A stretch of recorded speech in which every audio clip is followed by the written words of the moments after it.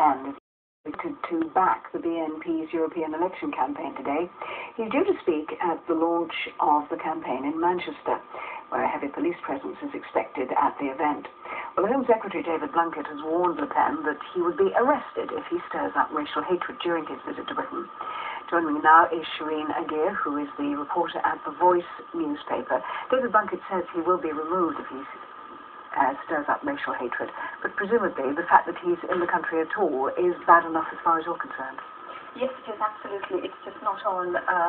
This man is here to deliberately incite, racial disharmony. How do he's here to talk to the BNP. How do you know that he's going to incite racial harmony while he's here? Because the whole purpose of the BNP is to chuck out blacks and Asians from this country and to stir up feelings against refugees and immigrants, which is unfounded prejudice, and to keep apart the whites. So, and the fact that Le Pen is going to be speaking on their behalf says it all, really, and he should never have been allowed to cross the channel. Why are you so worried about the BNP? They're quite a small organisation in many ways. They're quite ragged. They're riven with all sorts of arguments within the organisation, and they have barely 6,000 members in the country.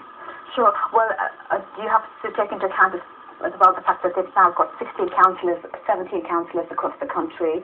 And unfortunately, the events in France a couple of years ago have actually seen them on the rise, here. And then, of course, the Front National across Europe. So it is just like the momentum, taking effect, and obviously all headed towards the elections in June.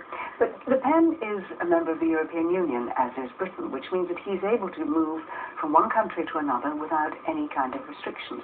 Therefore, he is totally entitled to be here.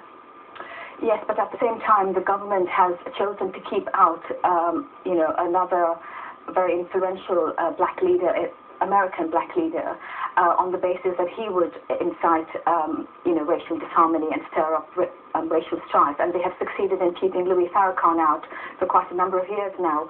Well, the black community say that that smacks of hypocrisy and double standards, because Le Pen is really, not much different. In fact, his policies of racial separation are far worse than Farrakhan's message of atonement and self-sufficiency for marginalized people. But Farrakhan is an American, and we don't have that borderless agreement with America in the way that we do with the rest of Europe. Farrakhan is an American and would need to come here. He doesn't need a visa necessarily to come here, I don't believe, but he certainly is not a member of the European Union. Whereas, as a Frenchman, part of the European Union, Le Pen can move between one country and another with total freedom. Sure.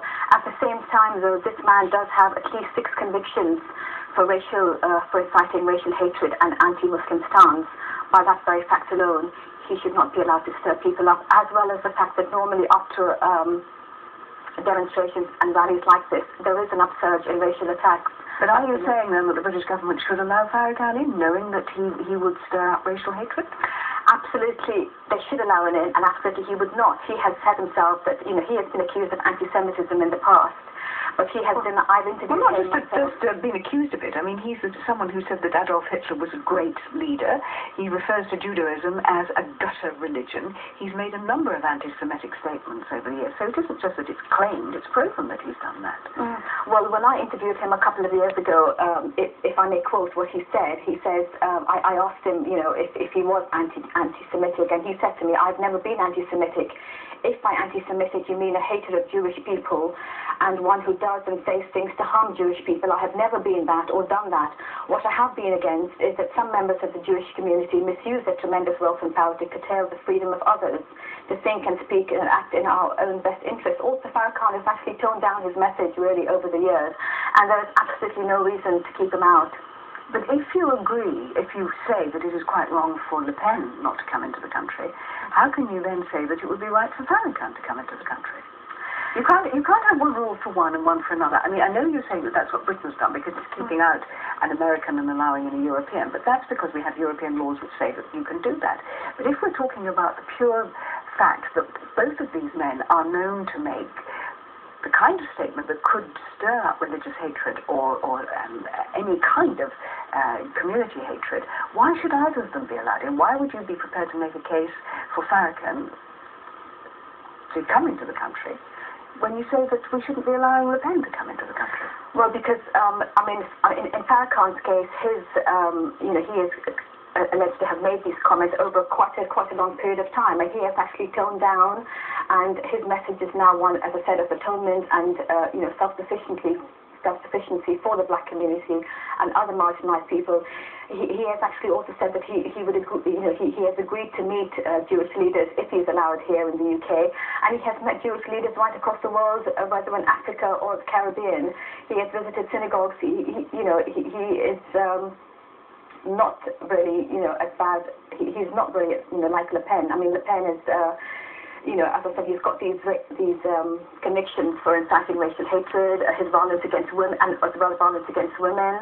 And it's just not right that he should be, he should be here right now. Well, he's only going to be talking to a very small group of people in a dinner which is going to, we don't even know where the dinner is that he's going to be addressing this evening. They're keeping that all very secret. So presumably anything that he does say will be to a small group of like-minded people that already live here anyway. So what kind of damage do you think he's likely to do?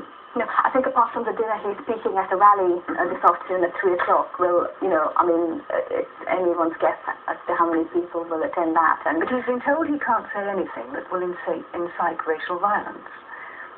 Sure, but at the same time, people do know what the BNP stand for, and what they're after. Basically, vilifying refugees and immigrants. And that kind of attitude is just not on in this day and age. In the wider sense, do you think that perhaps the British government should actually make a rule for all people that are involved in inciting racial hatred, that none of them should be allowed into the country? Well, certainly. I mean, this is the man that David Blunkett himself has. No, in general. I mean, let's move on from Le Pen. Let's sure. talk in general about people who are responsible for inciting racial hatred. Well, absolutely, yes. I mean, we've got enough problems here, with racial disharmony. We don't need people bringing in, their own particular brand of it. So, yeah. Do you feel that the government perhaps isn't as strong as it could be and should be in ensuring that these kind of people with this sort of message should not be allowed into the country? Absolutely, yes. I mean, David Blunkett himself has acknowledged that Le Pen's policies are repellent, but he has not matched up his... But not just Le Pen, but in general. Yes, I do. Yes. They should be strong, really, when it comes to people like him. Thank you very much indeed. You're welcome. After the break, is Tony Blair's... Well.